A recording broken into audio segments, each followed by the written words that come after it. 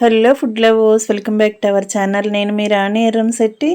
Friends, ఈరోజు recipe వచ్చేసి బెల్లంతో చాలా టేస్టీగా చాలా జ్యూసీగా చేసుకునే లడ్డు రెసిపీ చేసి చూపించబోతున్నానండి. ఇన్స్టెంట్గా చేసుకోవచ్చు. పిల్లలు స్వీట్ అడిగినప్పుడు, లేదంటే పెద్దవారికి ఏదైనా స్వీట్ తినాలి అని అనిపించినప్పుడు 2 కప్పుల సూజీ రవ్వతో అప్పటికప్పుడే లడ్డు చేసుకోవచ్చు.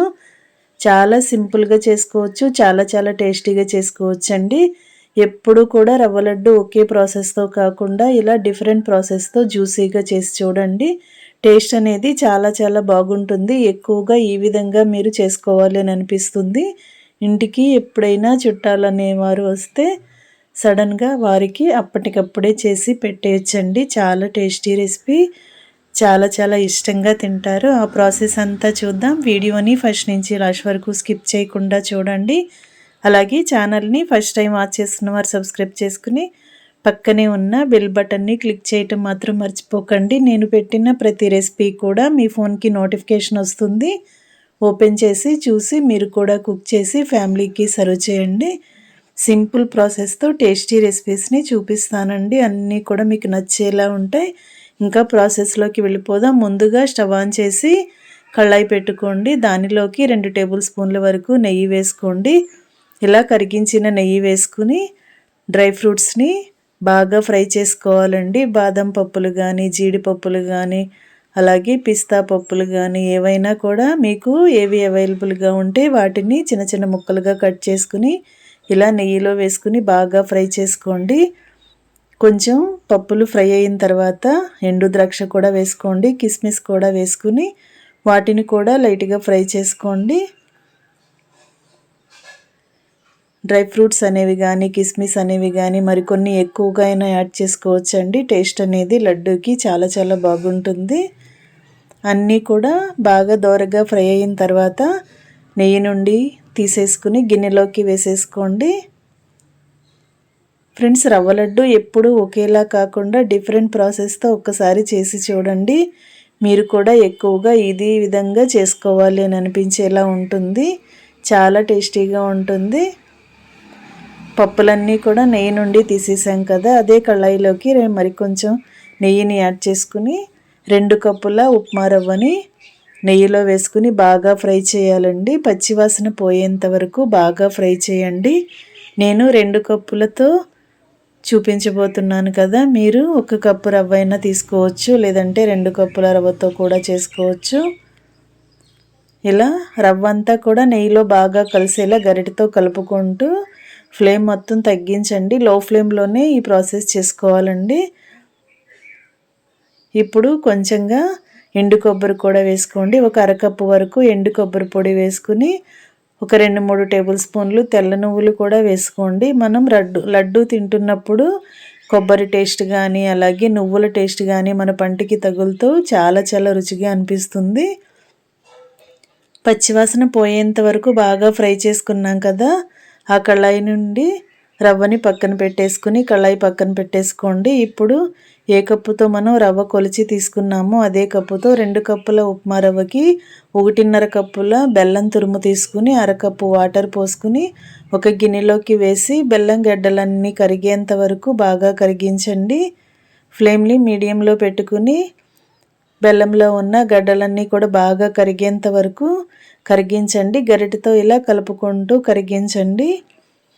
బెల్లం అనేది కొంచెం సిరప్ అనేది చిక్కబడేంత వరకు కాగించాలండి. ఈ విధంగా బాగా మరిగించండి.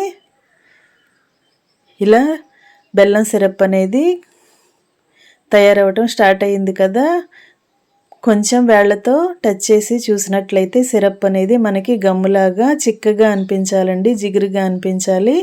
ఇలా నేను చూపించిన విధంగా తీగలాగా వచ్చేంత వరకు కాగించి దీనిలో కొంచెం బెల్లంలో ఇసుక నారలు అనేవి ఉంటూ ఉంటాయి కదా, అందుకే ఈ బెల్లం సిరప్ని వడగట్టుకోవాలండి.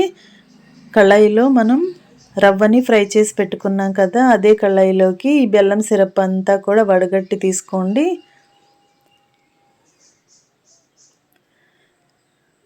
బెల్లము చిక్కగా వచ్చింది కాబట్టి వడపోయటానికి కొంచెం ఇబ్బందిగా అనిపిస్తుందండి. కొంచెం స్లోగా మనం వడగట్టుకుని బెల్లం సిరప్ అంతా కూడా రవ్వలో కలిసేంత వరకు బాగా కలపాలి.